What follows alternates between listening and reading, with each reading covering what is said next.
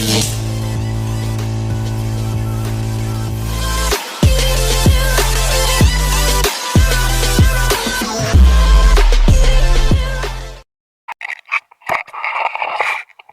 good afternoon sa ating lahat mga idol. Yan bali, nandito na tayo sa spot. Yan bali, muli tayo mamana. Subukan ulit namin ni Jun TV Vlog kung makadali kami. Kahit pang ulam lang or makadali tayo ng pang bigas-bigas. Bali, nandito na tayo sa spot na pamanaan natin. Patiming lang tayo na lumit yung malon bago tayo malon dito may malon na parte. Jumalit na yung halon, simula na yung mabagat dito sa amin. Sana makadiling siya tayo, pambigas.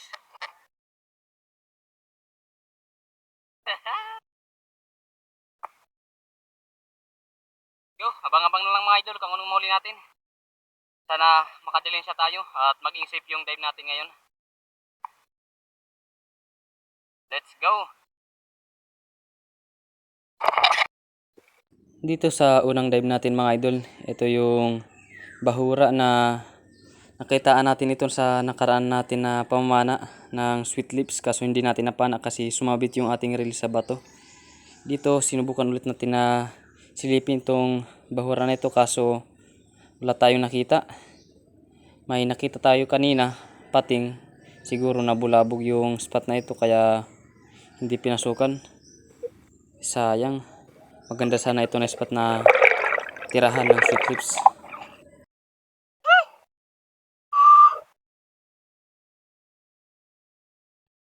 Sa pangalawang dive natin mga idol, nag-ambush tayo dito. May nakita tayong dalawang unicorn fish or mas kila ito sa amin na surahan na bayarungon. Isa rin ito sa masarap na pang-ihaw. Good size na rin ito na pang-ulam kaya sinintensya na natin. Thank you at tinamaan. Ayos na kahit di gaano kalakihan yung nahuli natin mga idol, at least may nahuli tayo. At may naiaahon tayo. Lugi naman tayo pag bawat sisid natin wala tayong nakukuha na isda. Kaya mas mabuti na may dala tayo kahit isa lang, kahit maliit. Kinakain naman natin ito, pang ulam. Surahan na bayarungon. Isa, ang ulam. Surahan na bayarungon. Thank you Lord, unang huli natin. Tama.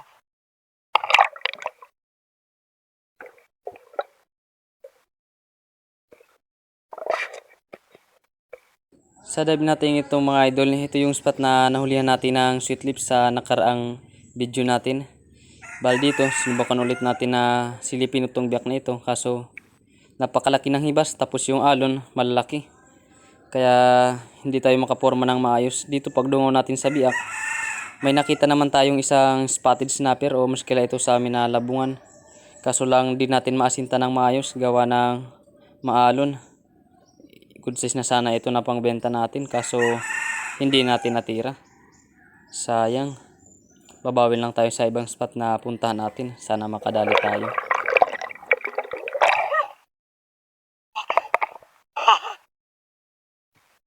Sa dive natin ito, nasa malalim na tayo na bahura. Ito yung bahura na nakita namin ni Idol Jun habang nag-uusap kami. Nakita namin ng malaking lapu-lapu. Dito pag dive natin may lumapit sa atin na surahan na bayarungon kaya ito na ang ating tinarget. Good size na rin ito na pang ulam natin. Thank you Lord at tinamaan. Masarap ito sa inihaw. Salamat. Pang ulam na.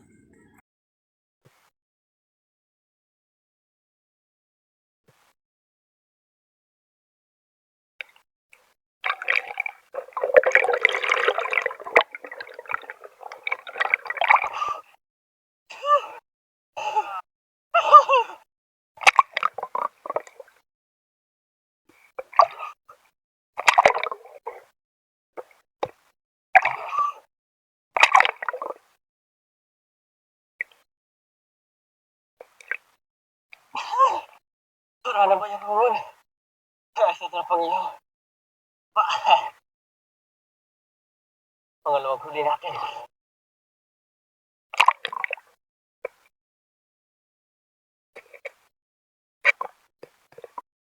Sa dive natin ito, sumabay lang tayo kay Idol Jun na mag-dive. tingin-tingin tayo kung may mga mapapana tayo na isda. Ang dami namang isda, pero mga labahita at mga maliliit pa.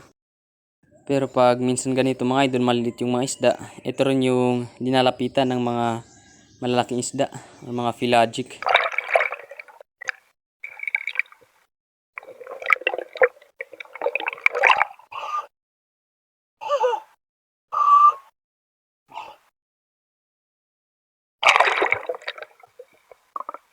Sa dib natin ito, nag-drop lang tayo sa mababaw. Mga 3 dipahan lang yung sinisid natin dito. Dito may nakita tayong isang grupo ng mga unicorn fish or mas kila ito sa amin na bayarungon. Masarap ito sa pang-ihaw kaya kahit di gaano kalaki, tinitira natin para may ulamin tayo. Dito naghintay lang tayo ng pagkakataon na makapili at makatira tayo ng malaki sa kanila. Kinihintay lang natin na makuha rin natin yung saktong distansya para sigurado na patatamaan natin yung isda na targetin natin. Dito nagtipon-tipon na yung mga surahan na bayarungon at nakapilin na tayo, kaso nagtago ito sa isang trigger fish or mas kila ito sa amin na pugot. Kaya yung tinamaan natin, yung trigger fish, sayang. Ito yung mali, iba yung tinamaan natin. Matalay mo rin yung surahan na bayarungon kasi doon siya nagtago sa isang isda para hindi siya tamaan. Dito binalikan na natin yung ating napana na pugot or trigger fish. Pumasok kasi ito sa butas. Buti lang nang balikan natin, lumabas na at madali na yung pagkuha natin. Ayos na rin ito na pang-ihaw.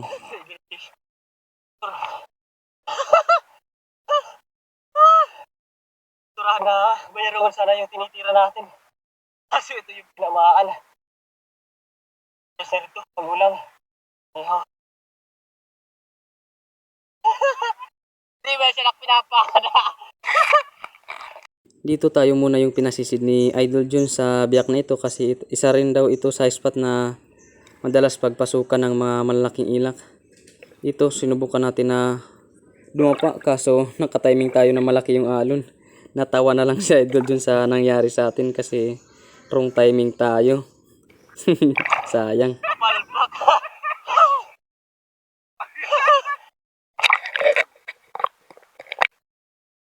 Dito nagmubo na tayo dun sa biak at pumunta tayo dito sa isang biak na ito kasi may nakita tayong mga ilak.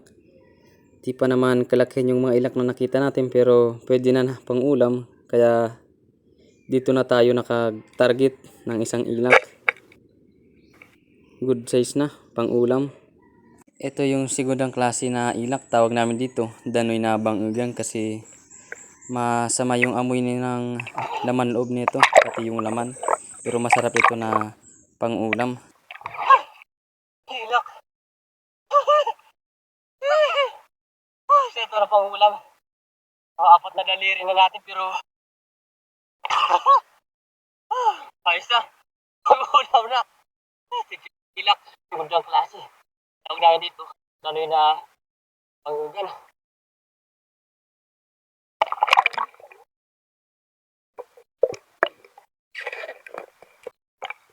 Dito, nag-drop tayo sa mababaw na parte, malapit sa ginugulungan ng mga alon. May nakita kasi tayong mga ilak, mga segundang klaseng ilak, kaya sinubukan natin kung may malapit sa atin na ilak. Marami sana sila kaso alanganin yung paglalapit sa atin. Dito pagtingin natin sa ating kanang bahagi, may nakita tayong 2 ilak, may kasamang isang primerang klaseng ilak, kaya eto na ang tinarget natin. Thank you Lord at tinamaan natin. Primerang klaseng ilak. Paalis na. Pinhabulan lang natin. Buti na lang. Tinamaan pa yung buntot. Papunta sa may likod. Ayos na. Good size na ito na danoy or ilak. Thank you Lord. Salamat. Ginawa natin. Primerang klaseng ilak. Tawag namin dito, danoy na bulirawan. Thank you Lord, tinamaan natin. Alis na. Tinawa natin sa may buntot.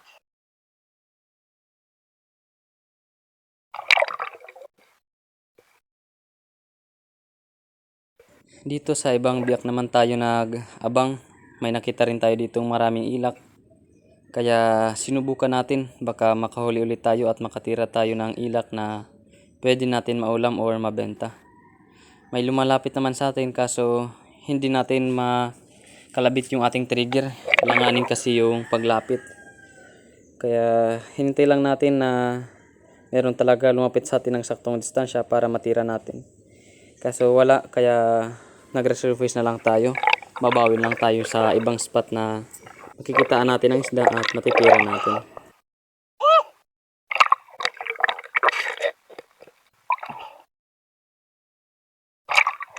Sa dive natin ito may nakita tayong Begay Emperor or bulagdatan. Ito yung isda na pinapangarap talaga natin na mahuli. Kasi isa ito sa napakatalinong isda sa karagatan. Thank you Lord at na-stone shot natin. Grabe itong isda mga idol kasi pag lumalapit ito sa atin, hindi na natin ito pinapansin kasi yan nga, pag nagdadive tayo, umaalis at hindi na bumabalik. Kaya eto, natsambahan natin. Thank you Lord, naisan rin natin. Ito yung isda na napakatalino. Napakamailap. Ito lang naisan natin. Thank you Lord. Begay Emperor o Muskeleto sa amin ang bulagdatan. Salamat. Storm shot natin.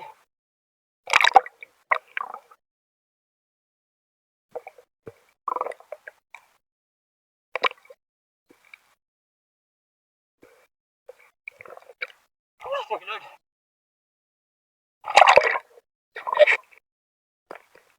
Sa dive natin ito, nasa mababaw lang tayo na parte.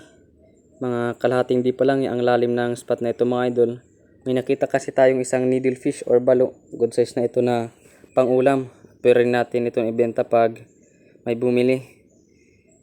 Kaya ito na ang ating tinarget. Hinintay lang natin na makuha natin ang saktong distansya at ano yung ating patama kasi delikado pag hindi maganda ang patama natin dito. Buti na lang na stone shot natin. Thank you Lord. Napaka-delikado kasi ng isdang ito. At yung bala ng ating pana napunta dun sa mga 3 dangkal na lang yung lalim ng tubig. Kaya patingin-tingin tayo sa ating likod, baka may malaking alon at tamaan tayo. Delikado rin. Yan. Dito nag-iingat lang talaga tayo kasi napaka-talim, matulis yung ngipin ng barang na ito, needlefish. Kaya iingat tayo, sobra-sobra yung pag-iingat natin dito. Matagalan lang tayo dito mga idol kasi delikado. Isang beses na rin tayo nakagat nito kaya Ingat tayo dito. napaka mabuti na kahit na matagalan tayo sa pagtanggal ng isda, basta safety lang yung kakakuha natin.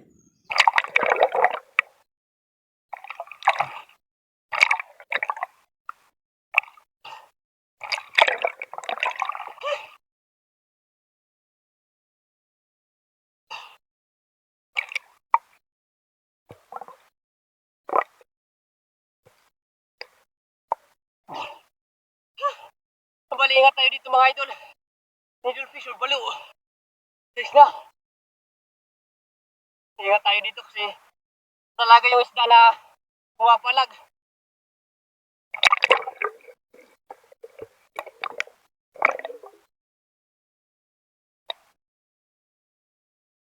Thank you Lord.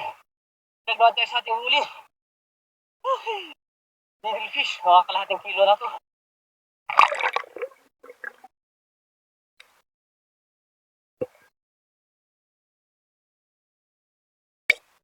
Dito mga idol, ahon na tayo, hapon na rin at nandito na tayo sa may tapat ng pantalan namin. Bali ito lahat mga nahuli nating isda.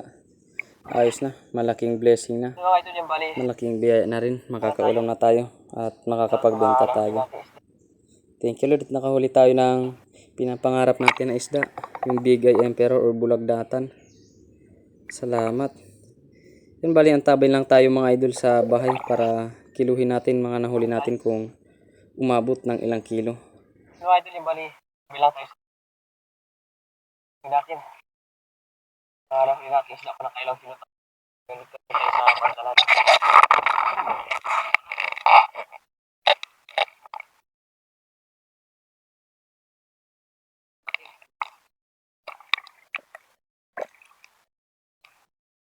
So yan mga idol, yung bali na dito na tayo sa bahay. Bali ito na lang yung mga nahuli natin.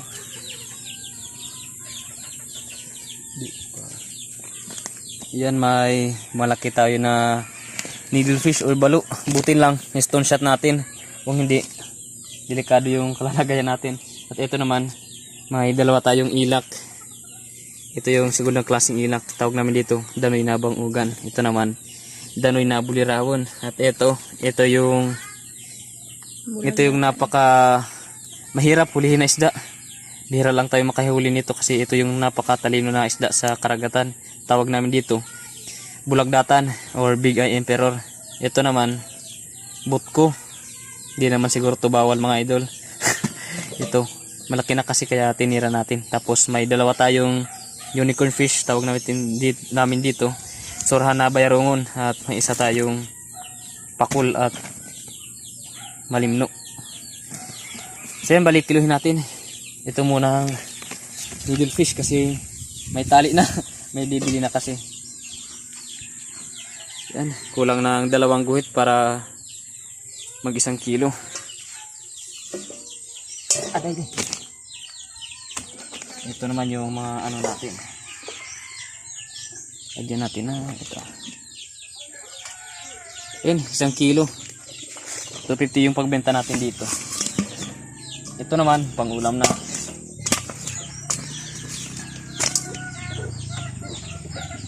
Yan, 1 kilo mahigit. Yan, balik kilohin natin lahat. Ilang kilo tayo?